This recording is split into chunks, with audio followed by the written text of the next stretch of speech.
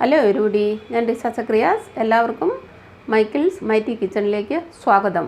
ഇന്ന് ഞാൻ പ്രിപ്പയർ ചെയ്യാൻ പോകുന്നത് അഫ്ഗാനി ചിക്കൻ. വളരെ കുറഞ്ഞ ചേരുവകൾ കൊണ്ട് വളരെ ടേസ്റ്റി ആയിട്ട് ഉണ്ടാക്കാവുന്ന ഒരു ഡിഷാണിത്. അപ്പോൾ നമുക്ക് പാചകത്തിലേക്ക് കിടക്കാം.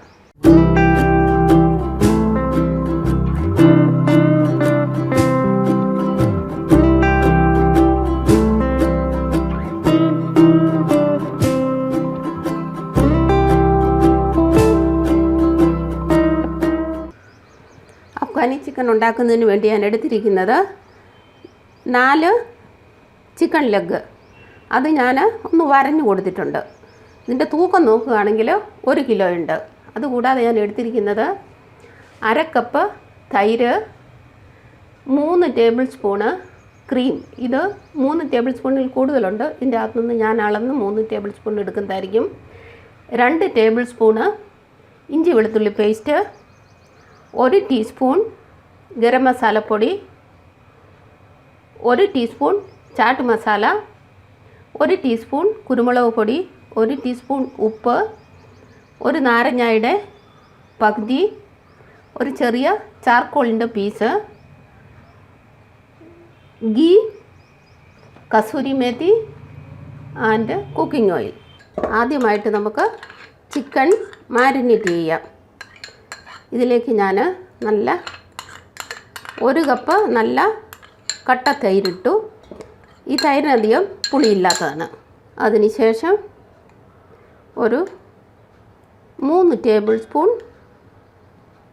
ക്രീം ഇടുന്നു, 2 ടേബിൾ സ്പൂൺ ഇഞ്ചി വെളുത്തുള്ളി പേസ്റ്റ് ഇടുന്നു, 1 ടീസ്പൂൺ ഗരം മസാലപ്പൊടി, 1 teaspoon chaat masala, 1 teaspoon pepper powder, 1 tablespoon kasuri methi. ഈ കസൂരി മേത്തി നല്ലപോലെ ഉണങ്ങിയതാണ്. അതുകൊണ്ട് എനിക്ക് ഡ്രൈ റോസ്റ്റ് ചെയ്യേണ്ടതായിട്ട് വരുന്നില്ല.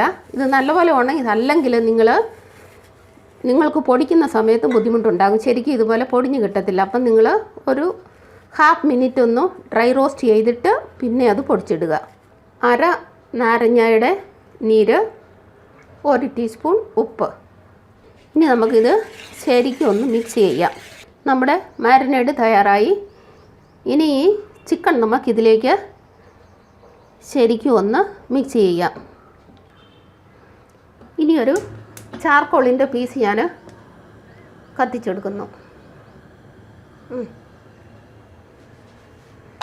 ഈ ചാർക്കോളിൻ്റെ കത്തിയ പീസ് ഞാൻ ഈ കട്ടോരിയിൽ വെച്ചു. ഇതിൻ്റെ പുറത്തൊരു 1 ടീസ്പൂൺ ഓയിൽ ഒഴിക്കുന്നു. അതിനുശേഷം ഇത് ഞാൻ കവർ ചെയ്ത് വെക്കുന്നു.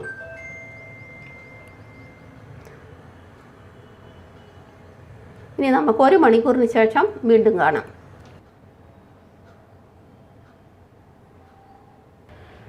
ഇനി നമ്മുടെ അടുത്ത സ്റ്റെപ്പ്, 1 മണിക്കൂർ കഴിഞ്ഞു. ഈ കട്ടോരിയും തണുത്തു. ഞാനിത് കൈകൊണ്ട് തന്നെ എടുത്തു മാറ്റുന്നു. ഇനി ഞാൻ ഗ്യാസ് ഓൺ ചെയ്യുന്നു. പാൻ ചൂടാകുന്നതിന് വേണ്ടിയിട്ട് നമുക്ക് വെയിറ്റ് ചെയ്യാം. പാൻ ചൂടായി. ഇതിലേക്ക് ഞാൻ 1 ടീസ്പൂൺ ഗീ ഇട്ടു. Approximately 2 tablespoon cooking oil ഒഴിക്കുന്നു. ഇനി എണ്ണയൊന്ന് ചൂടാകാനായിട്ട് വേണ്ടി നമുക്ക് വെയിറ്റ് ചെയ്യാം. നമ്മുടെ എണ്ണ ചൂടായി. ഇനി ചിക്കൻ ഓരോന്നായിട്ട് ഞാൻ ഈ ഓയിലിലേക്ക് വെക്കുന്നു.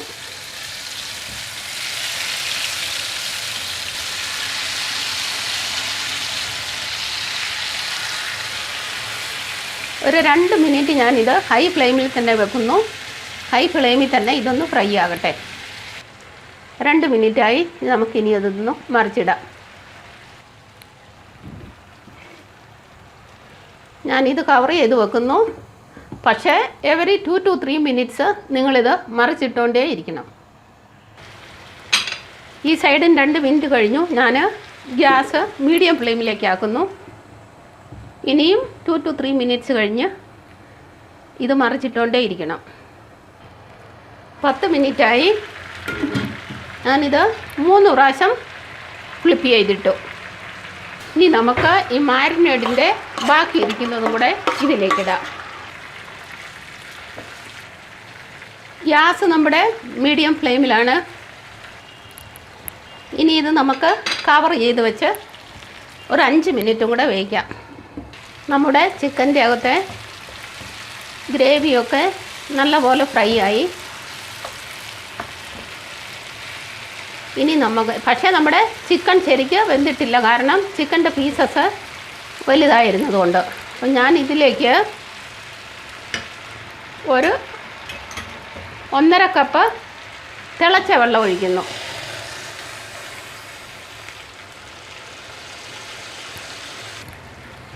അതിനുശേഷം ലോ ഫ്ലെയിമിൽ വെച്ച് ഒരു 10 തുടങ്ങി 12 മിനിറ്റ് വരെ കൂടെ നമുക്കൊന്ന് വേവിച്ചെടുക്കാം. 10 മിനിറ്റ് കഴിയുമ്പോൾ നമുക്ക് ഇനിയും കാണാം. നമ്മുടെ ചിക്കൻ നല്ലപോലെ വെന്തു.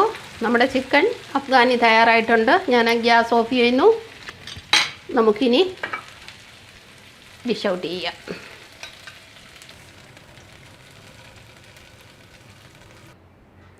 നമ്മുടെ ചിക്കൻ അഫ്ഗാനി തയ്യാറായിട്ടുണ്ട്.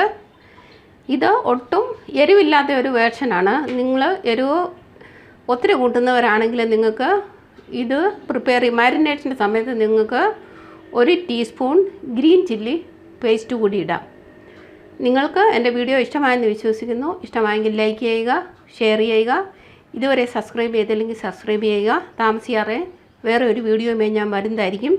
Till then, bye bye.